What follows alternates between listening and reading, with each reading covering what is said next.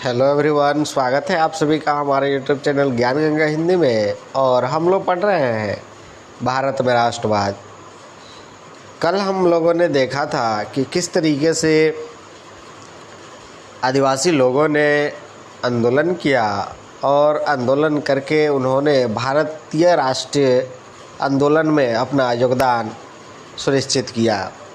इसी क्रम में हम लोगों ने देखा था कि उरांव जनजाति के लोग जो थे उन लोगों ने जो है अंग्रेजी शासन की अंग्रेजी शासन की दोहरी नीति के खिलाफ आंदोलन किया था।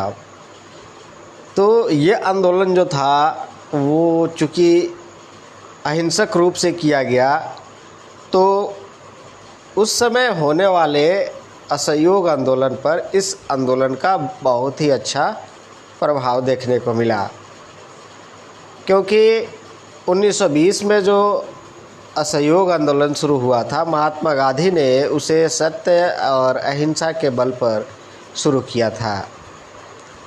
तो उरांव जनजाति के लोगों के द्वारा जो आंदोलन किया गया वो भी सत्य और अहिंसा के अनुसार किया गया, यानी उसमें कोई भी हिंसक गतिविधि नहीं अपनाई गई। परिणाम यह हुआ कि ये आंदोलन जो था असहयोग आंदोलन का एक अभिन्न हिस्सा बन गया।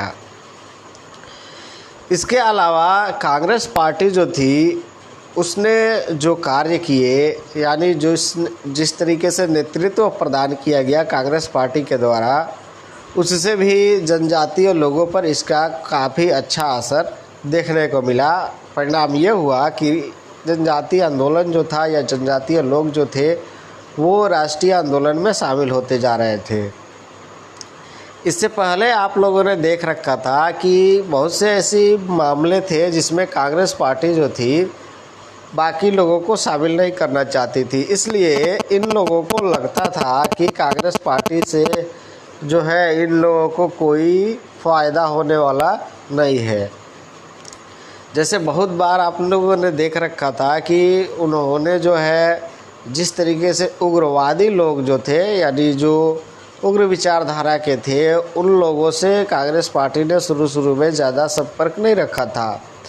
उसी तरीके से जो आदिवासी लोग थे उन लोगों को भी कांग्रेस पार्टी ने अपने से दूर रखा था, यानी जिसको वामपंथी बोला जाए हम कह सकते हैं, क्योंकि आदिवासी लोग जो ज़्यादातर जो थे उग्र विचार से ही चलते थे। तो ये जो आंदोलन हुआ 1920 के आंदोलन हुआ, उससे एक तरफ तो आदिवासी लोग जो थे इस आंदोलन का हिस्सा बन गए, वहीं दूसरी ओर राष्ट्रीय कांग्रेस जो थी उसने भी आदिवासियों के लिए जो है मांगे रखनी शुरू करी। परिणाम यह हुआ कि आदिवासियों को भी लगा कि उन्हें कांग्रेस का समर्थन करना चाहिए और इस वजह से वे कांग्रेस पार्टी में शामिल होते चले गए।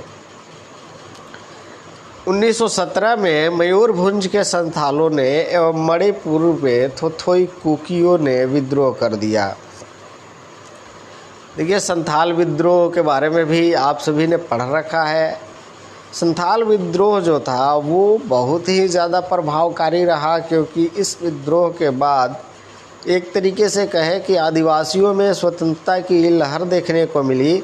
और यही रीज़न हुआ कि अंग्रेजी सरकार जो थी नहीं चाहती थी कि आदिवासी आंदोलन जो था वो तेज़ी से फैले, क्योंकि संथाल आंदोलन जो था वो बहुत ही ज़्यादा विस्तृत हुआ था और इस आंदोलन से दबाने में अंग्रेजी सरकार को बहुत ही ज़्यादा नुकसान झेलने पड़े थे। तो 1917 में जो मयूरभंज में संथालों का विद्रोह हुआ और मणिपुर में थोथोई कुकियों ने विद्रोह किया। 2 वर्षों तक छापामार युद्ध चलता रहा।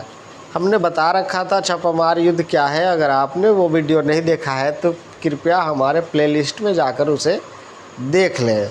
तो छापामार युद्ध 2 वर्षों तक चला और इस विद्रोह के रीज़न क्या थे? तो इस विद्रोह के कारण थे कि पोथांग प्रथा, यानी पोथांग प्रथा। अब पोथांग प्रथा क्या थी? तो पोथांग प्रथा थी कि बिना मजदूरी के अधिकारियों के सामान उठाने के लिए आदिवासियों को बाध्य किया जाता था। अब बताइए कि बिना मजदूरी के आदिवासी जो थे वो अधिकारियों के यानी अंग्रेजी सरकार के जो अधिकारी होते थे, या ये कहें कि भारत के ऐसे लोग जो अंग्रेजी सरकार से मिले हुए थे यानी वो अधिकारी के तौर पर कार्य करते थे, उनके सामान को उठाने के लिए जो है इन्हें बाध्य किया जाता था, यानी ज़बरदस्ती आपको उठाना ही है, नहीं उठाने पर इन्हें तरह तरह के कष्ट दिए जाते थे। तो ये प्रथा जो थी इसका जो है थोथोई कुकियों ने विरोध किया। इसके अलावा सरकार के द्वारा जो झूम की खेती पर प्रतिबंध लगाई गई उससे भी संथाल और कुकुई जो थे वो दोनों जो थे वो बहुत ज़्यादा इससे नाराज़ थे। इसके बारे में भी हमने बता रखा था कि क्या थी झूम की खेती, आप उस वीडियो को भी प्लेलिस्ट से जाके देखें, दोनों ये चीज़ें जो है आपको उसमें मिल जाएगी।